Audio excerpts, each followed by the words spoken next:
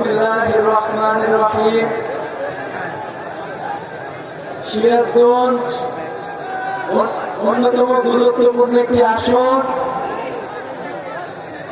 এই আসনের উদ্যোগে আয়োজিত আজকের এই জনসমাবেশে উপস্থিত রয়েছেন সিরাজগঞ্জের কৃতি সন্তান ইসলামী ছাত্র শিবিরের সাবেক কেন্দ্রীয় সভাপতি, উল্লাপাড়ার গণমানুষের নেতা রফিকুল ইসলাম খান ভাই। সম্মানিত উপস্থিতি, আমরা জানি আগামী 13 তারিখ আমরা একটি নতুন বাংলাদেশ পাব। সেই বাংলাদেশে অন্যতম নেতা হলেন রফিকুল ইসলাম খান ভাই। 13 তারিখে আমরা কি একটি নতুন বাংলাদেশ দেখার জন্য প্রস্তুত আছে? সিরাজগঞ্জবাসী কি প্রস্তুত আছে? আমরা বলতে চাই, যারা চাঁদাবাজির চিন্তা করেন, যারা দুর্নীতির চিন্তা করেন, যারা আমাদের তরুণদের ভবিষ্যৎ নিয়ে ছেলেমেয়ে খেলার কথা চিন্তা করেন, তাদের বিরুদ্ধে ছাত্র জনতা লাল কার্ড দেখিয়েছে। বাংলাদেশ থেকে দুর্নীতি চিরদিনের জন্য বিদায় হবে। বাংলাদেশ থেকে চাঁদাবাজি আজীবনের জন্য বিদায় হবে।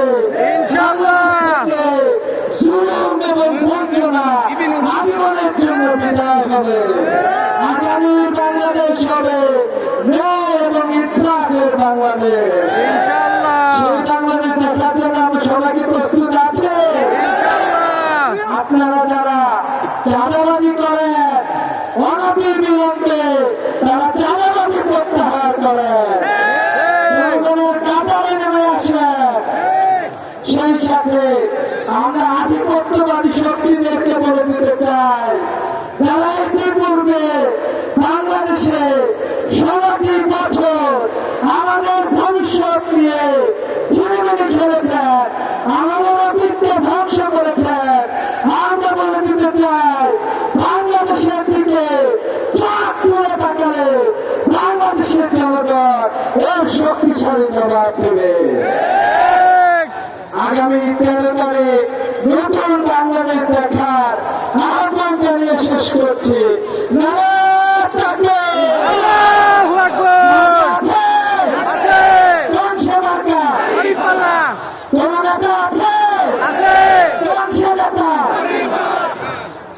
রফিকুল ইসলাম খান।